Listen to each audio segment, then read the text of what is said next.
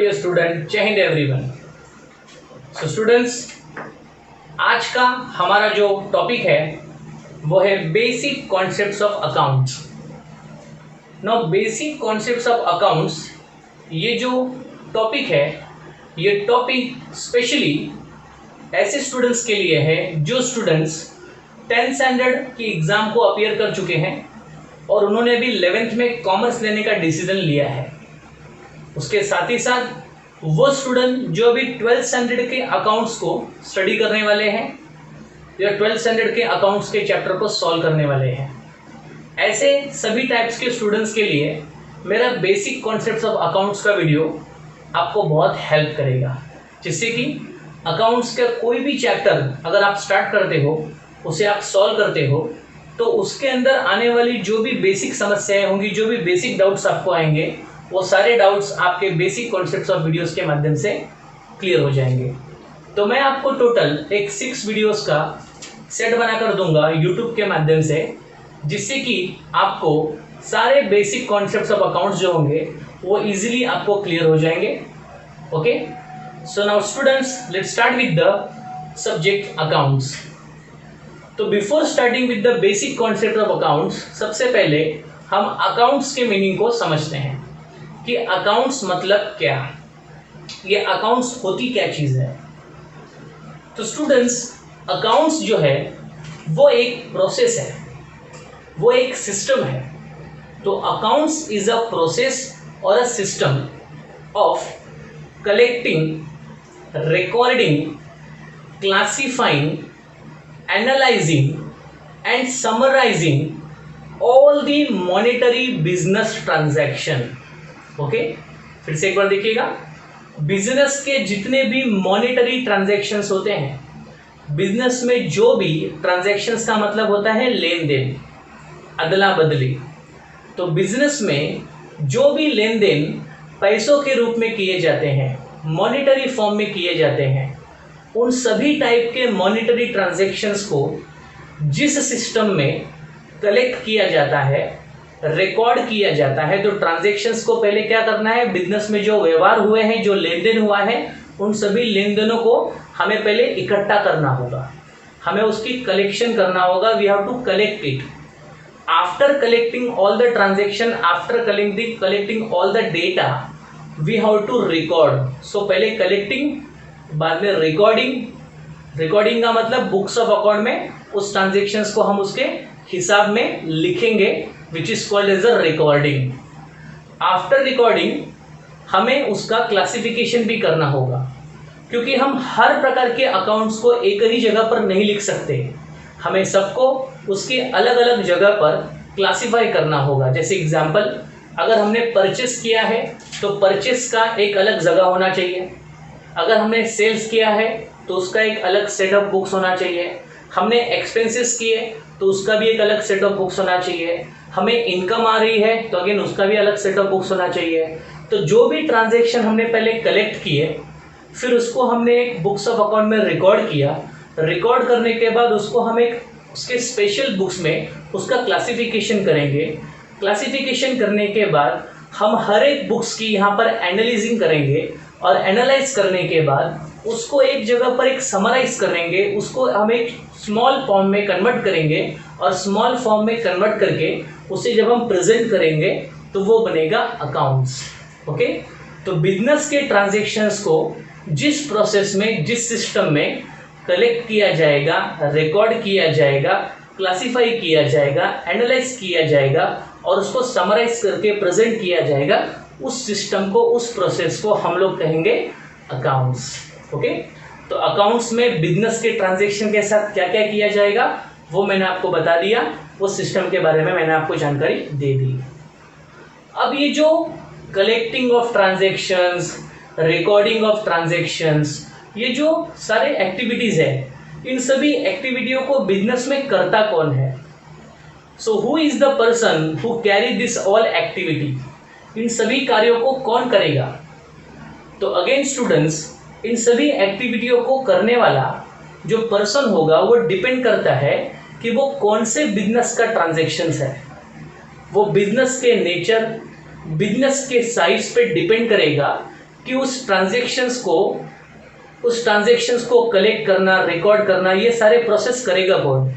अगर समझो वो बिजनेस का साइज अगर स्मॉल साइज ऑफ बिजनेस है, वो एक सोल ट्रेडिंग कंसर्न का नेचर बिजनेस है, तो ऐसे केसेस में जो बिजनेस का ओनर होता है उसे ही ये सारे एक्टिविटी परफॉर्म खुद करने पड़ते हैं।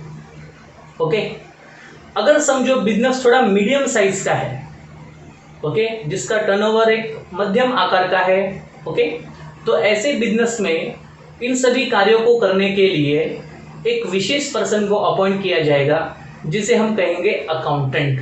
ओके, लेकिन जब हम लार्ज स्केल ऑर्गेनाइजेशन की बात करते हैं तो ऐसे लार्ज स्केल बिजनेस ऑर्गेनाइजेशन में इन सभी एक्टिविटियों को एक प्रोफेशनली परफॉर्म करने के लिए हम जिस पर्सन को या हम जिस ग्रुप ऑफ पर्सन को अपॉइंट करेंगे उसे कहेंगे चार्टर्ड अकाउंटेंट। ओके, सो जो व्यक्ति इस अकाउंट्स को मेंटेन करेगा, अकाउंट्स को रिकॉर्ड करेगा, उस पर्सन को हम कहेंगे चार्टर्ड अकाउंटेंट। लेकिन चार्टर्ड अकाउंटेंट हर एक बिजनेस में अपॉइंट नहीं किया जा सकता, क्योंकि हर एक बिजनेस की जो इनकम होती है वो लिमिटेड साइज की होती है, जिस वजह से वो लोग चार्टर्ड अकाउंटेंट जैसे ग्रुप को अफोर्ड नहीं कर सकते, उसका पेमेंट नहीं कर पाते। इस वजह से वो लोग प्रोफेशनल पीपल्स को अपने बिजनेस में अपॉइंट नहीं करते। ओके, तो ये मैंने आपको बताया कि अकाउंट्स का वर्क करता कौन है। तो एक नॉर्मली आप याद रखिए that accountant is the person who perform this job, who perform this activity. अगला क्वेश्चन आता है कि दैट सर अकाउंट्स किया ही क्यों जाता है, what is the need of accounts.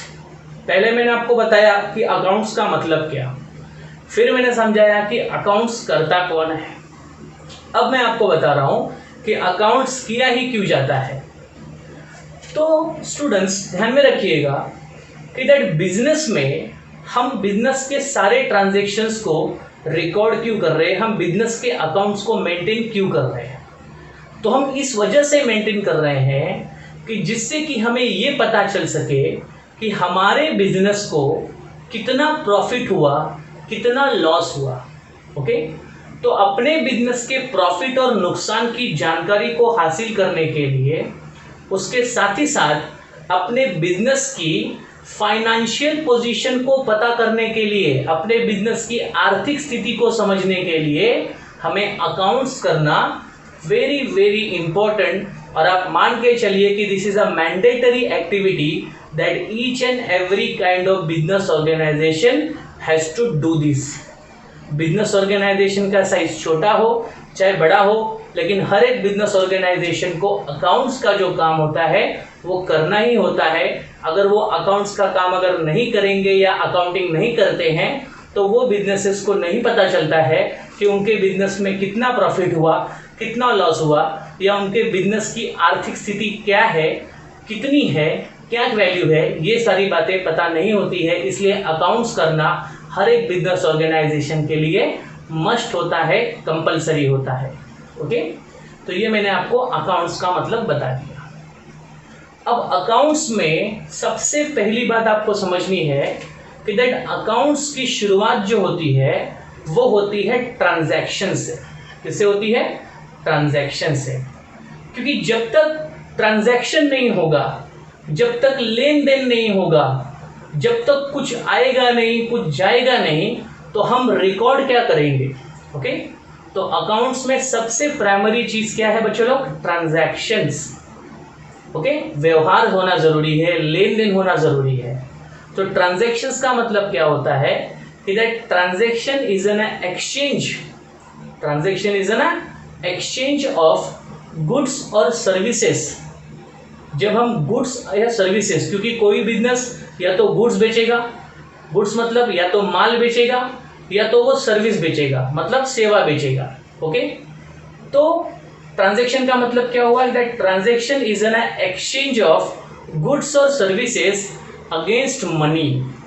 तो जब पैसों के बदले या पैसों के लिए गुड्स और सर्विसेज को एक्सचेंज किया जाता है तो ऐसे एक्टिविटी को हम लोग कहते हैं ट्रांजैक्शंस। ओके, या तो इन शॉर्ट आप याद रखिए कि बिजनेस में वो सारी एक्टिविटी, जिस एक्टिविटी में पैसा समाविष्ट है या जिस एक्टिविटी के अंदर पैसों का रूप आया है या जिस एक्टिविटी में हम पैसों की लेन देन कर रहे हैं, उन सभी प्रकार की एक्टिविटियों को हम लोग ट्रांजैक्शंस कह सकते हैं।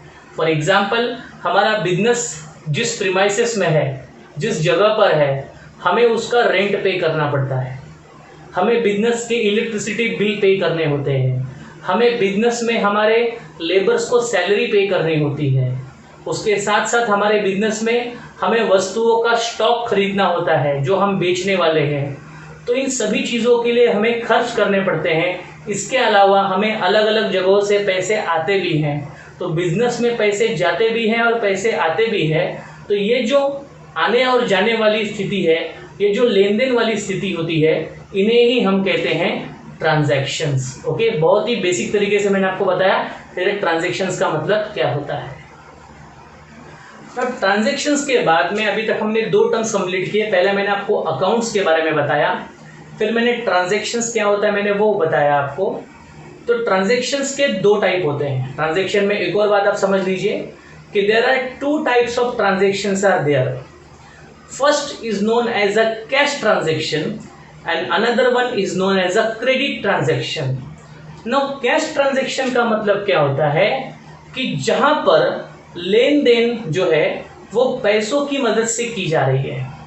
ओके, जो लेन देन जो है वो पैसों की मदद से की जा रही है। फॉर एग्जांपल, मेरे पास जो भी गुड्स है या जो भी सर्विसेज है, मैं उसे बेचकर बायर से मतलब खरीदार से तुरंत पैसे लेता हूँ, इमीडिएट पेमेंट ले लेता हूँ और मैं उसको गुड्स ट्रांसफ़र कर देता हूँ या सर्विस दे देता हूँ।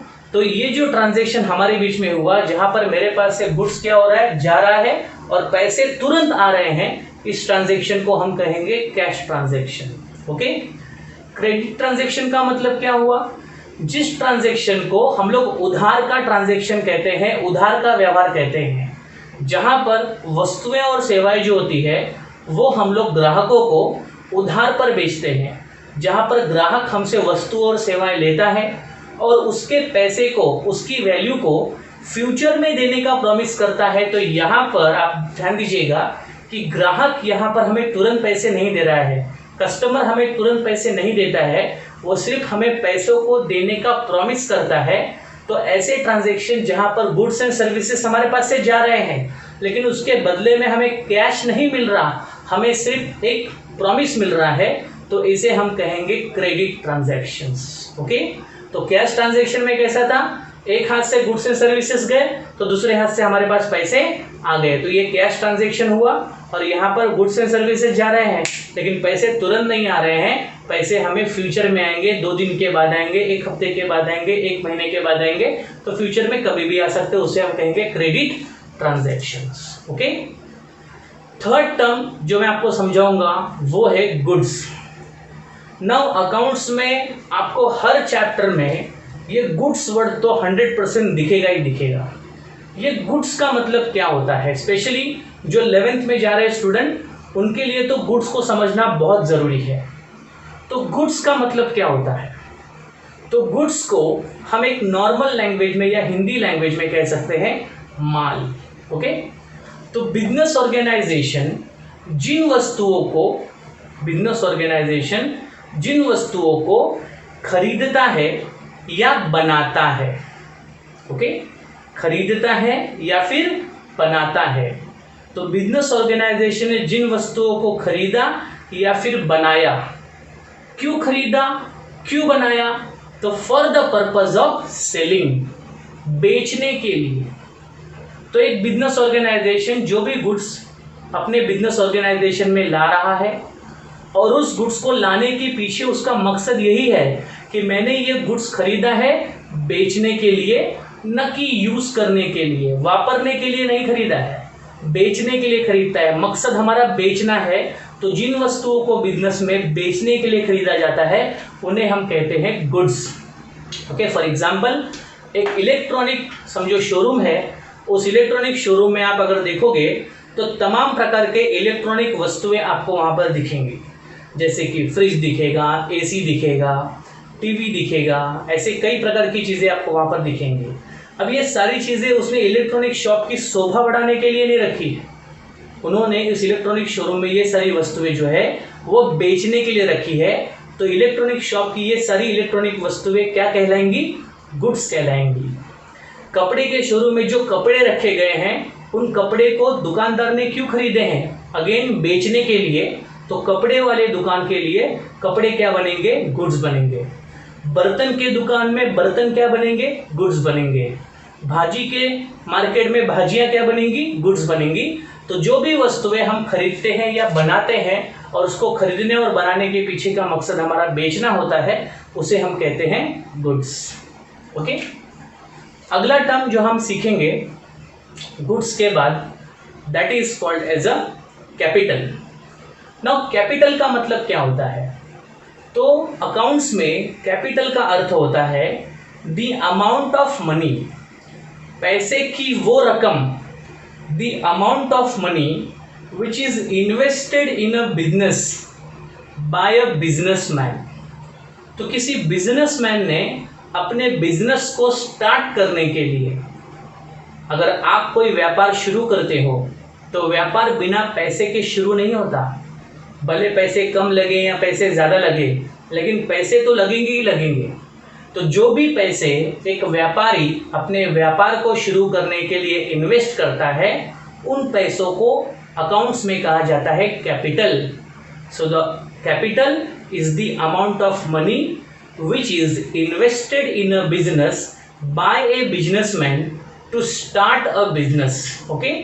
तो बिजनेस को स्टार्ट करने के लिए जो भी पैसे बिजनेसमैन अपने बिजनेस में इन्वेस्ट करेगा उसे हम कहेंगे कैपिटल।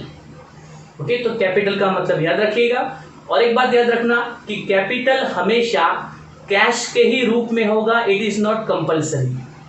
अगर मैं एक बिजनेसमैन हूँ और मेरे बिजनेस में मैंने कैश इन्वेस्ट किया, या मैंने कोई भी ऐसी प्रॉपर्टी या मैंने कोई भी ऐसा वस्तु अगर बिजनेस में इन्वेस्ट किया है बिजनेस के काम के लिए, तो उसे भी हम कैपिटल कह सकते हैं। So capital can be in the form of money और it can be in the form of kind. तो कैपिटल पैसों के रूप में भी हो सकता है और पैसे कैपिटल वस्तुओं के रूप में भी हो सकता है। तो ये लेकिन याद रखना कि ये बिजनेसमैन के द्वारा ही आना चाहिए, तो ही इसे हम लोग क्या कहेंगे? Capital. Okay, so it may be in the form of cash और in the form of kind. Next concept है ड्राइंग। ना ड्राइंग जो होता है वो कैपिटल का जस्ट अपोजिट है। तो अकाउंट्स में ड्राइंग्स इस वर्ड का मतलब क्या है? तो ड्राइंग्स का मतलब होता है द अमाउंट और एनी काइंड ऑफ गुड्स, कोई अमाउंट, पैसों की अमाउंट या कोई भी वस्तु अगर बिजनेसमैन ने बिजनेस में से विड्रॉ की है मतलब बिजनेस से निकाली गई है। तो बिजनेस से कोई पैसे या बिजनेस से कोई वस्तु अगर बिजनेसमैन ने निकाली है और उसका इस्तेमाल अपने पर्सनल कामों के लिए किया, अपने हाउस होल्ड काम के लिए किया, तो ऐसे अमाउंट को, ऐसी वस्तुओं की कीमत को हम लोग कहेंगे ड्राइंग। ओके, सो ड्राइंग में इंपॉर्टेंट बात आपको याद कर रखना है कि बिजनेसमैन के द्वारा बिजनेस में से जो भी पैसे या जो भी वस्तुएं निकाली जाती है और उसका इस्तेमाल बिजनेस के लिए नहीं, अपने पर्सनल यूज़ के लिए, अपने प्राइवेट यूज़ के लिए किया जाता है, उसे हम लोग कहते हैं ड्राइंग। फॉर एग्जाम्पल, अगर समझो एक बिजनेसमैन ने अपने बिजनेस के कैश बॉक्स में से 50,000 विड्रॉ किए, 50,000 रुपये निकाले और निकाल करके अपने बेटी की शादी में खर्च किए, तो ये 50,000 बिजनेस से निकाले गए और अपने बेटी की शादी में खर्च करना मतलब पर्सनल कामों के लिए खर्च करना। So now this is called as a drawing. Okay, तो पर्सनल यूज ये वर्ड आपको नहीं भूलना है कि बिजनेस की चीज़ों को आप अपने पर्सनल कामों के लिए यूज कर रहे हो, तो इसे ही हम लोग कहते हैं ड्राइंग।